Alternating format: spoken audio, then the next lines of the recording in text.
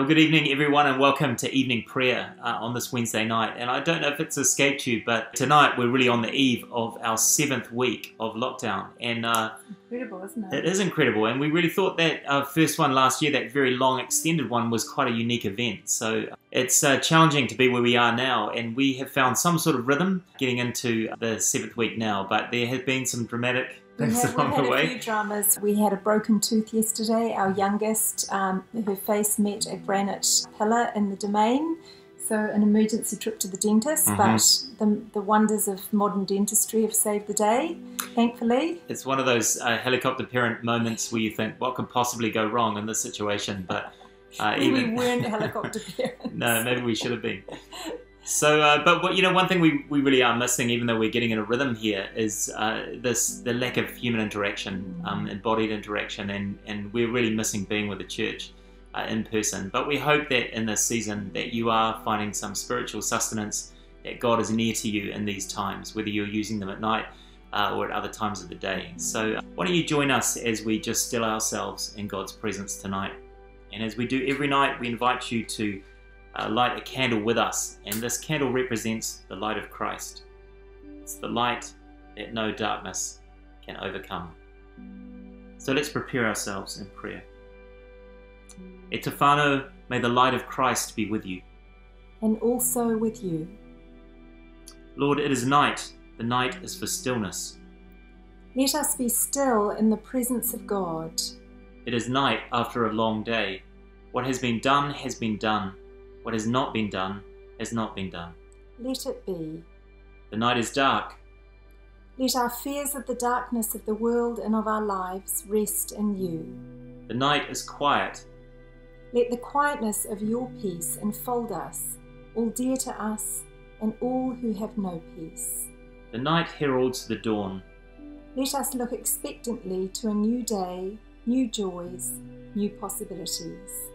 Amen.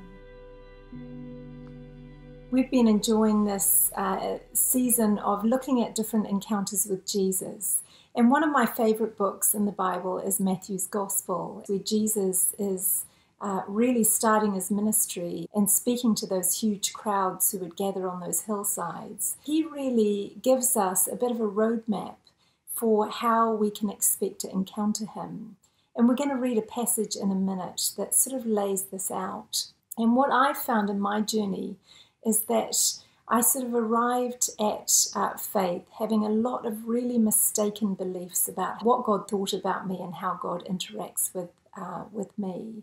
And I really just had this view that God didn't particularly care about any of the small stuff, that he was a real big picture God who was sort of, dealing with all of the issues of the world, and little old me down here largely went unnoticed unless I did something wrong, and then he really took notice and I was in big trouble.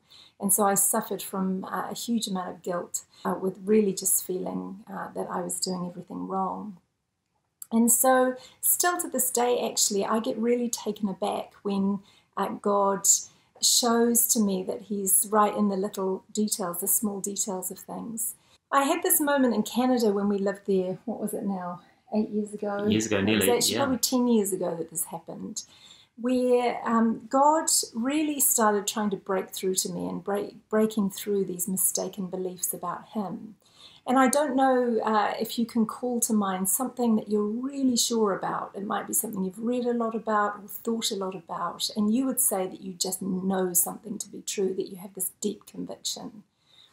Well, I had this moment where I walked downstairs into our dining room this one morning. I remember it vividly because I was standing at the dining table, and it was as though I had this conviction and this knowing of this truth of God that just arrived out of nowhere, but arrived really fully formed.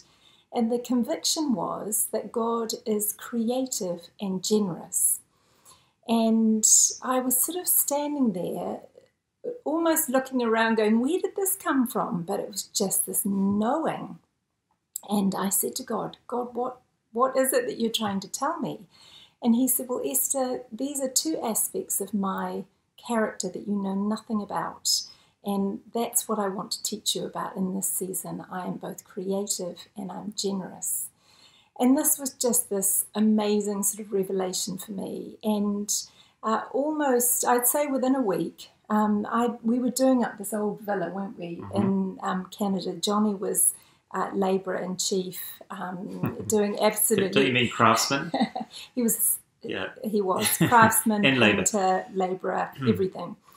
And I would spend hours every night looking through interior design magazines. We had no hope on our budget of fulfilling any of these grand ambitions, but I would get great pleasure in looking at these beautiful ideas.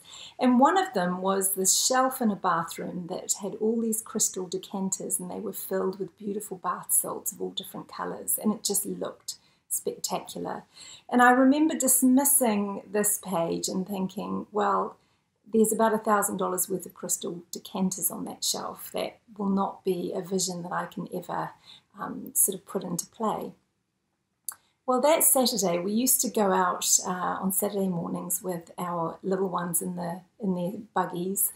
And in summertime, there were yard sales everywhere, and we used to go and see what bargains we could find. And on this particular Saturday, we're walking down the street, and when we're 2 blocks away, I can see a yard sale out in front of us, and there, sitting on this brick wall, is this crystal decanter. And it was gleaming in the sun, and we approached it. I asked the lady what she wanted for it, and she said, would $5 be too much?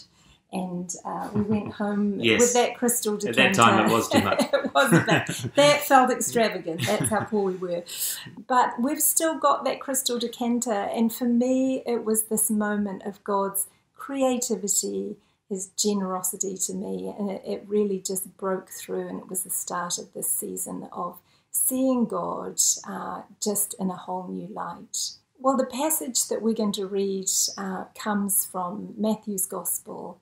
And again, it just describes for me the lavishness of God's care on his creation. So reading from Matthew 6, it's in the Message translation, and this is coming from about halfway through Jesus' famous teaching on the Sermon on the Mount. Jesus says, if God gives such attention to the appearance of wildflowers, most of which are never ever seen, don't you think he'll attend to you, take pride in you, do his best for you? What I'm trying to do here is to get you to relax, to not be so preoccupied with getting, so you can respond to God's giving.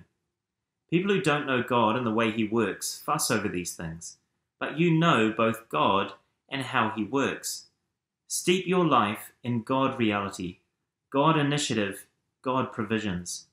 Don't worry about missing out. You'll find all your everyday human concerns will be met. Give your entire attention to what God is doing right now, and don't get worked up about what may or may not happen tomorrow. God will help you deal with whatever hard things come up when the time comes. I love this reading and its real description of a creative and a generous God who just lavishes amazing care and beauty on his creation. And I think that's such a beautiful picture of really who God is. And along those lines, I want to tell you just a story of something that God did for me a few hours ago, wasn't it? This morning. I, over the last week, have been having a bit of a debate with someone on my brother's Facebook page. It was a little bit random, but it was a bit of fun over the weekend, and there was lots of back and forth with this person. And I woke up this morning and just had this thought that I needed to figure out who she was, because in the last message she sent to me, she said she remembered me from when she was a little kid. And I was just totally blanking on who she was. So I texted my sister because I thought maybe it was one of my sister's friends. And my sister's 15 and a half years younger than me, so our friend groups are very different.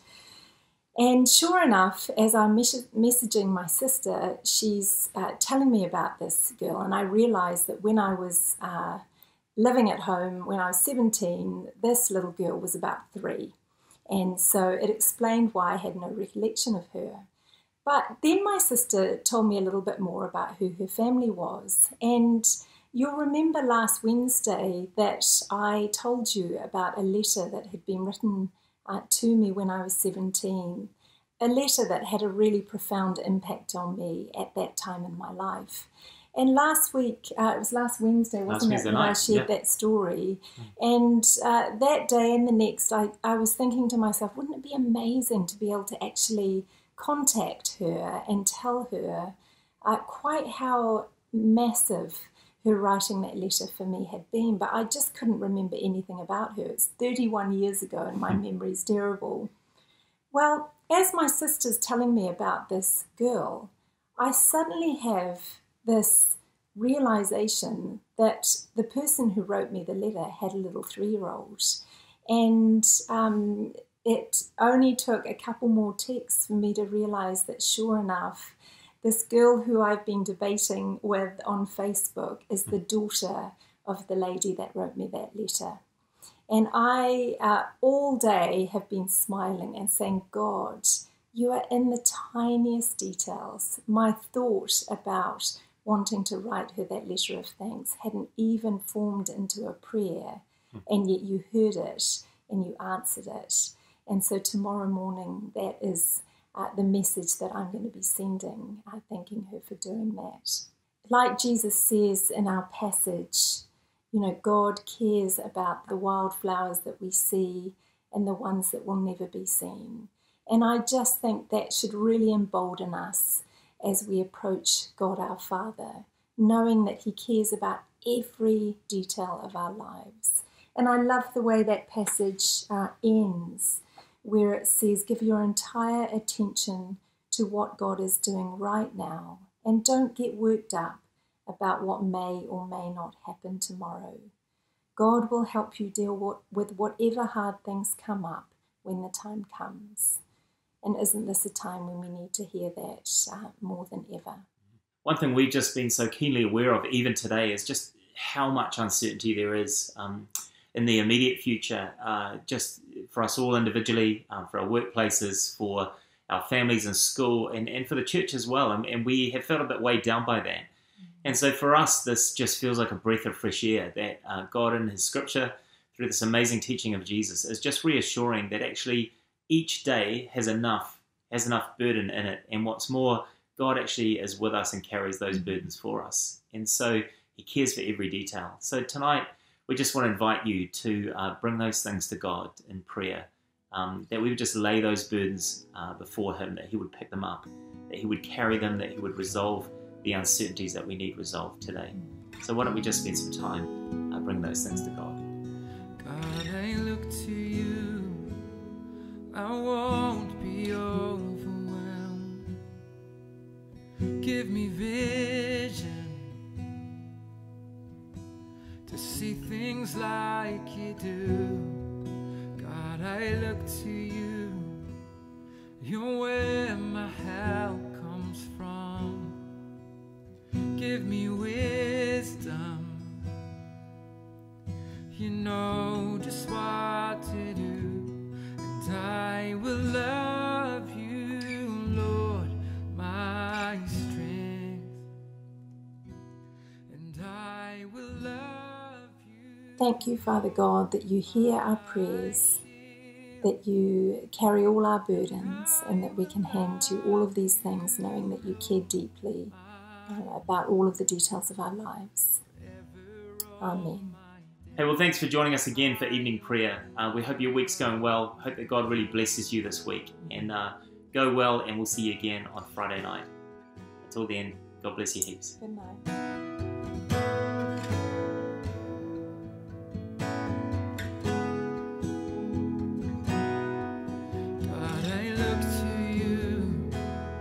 I won't be overwhelmed. Give me vision to see things like You do. God, I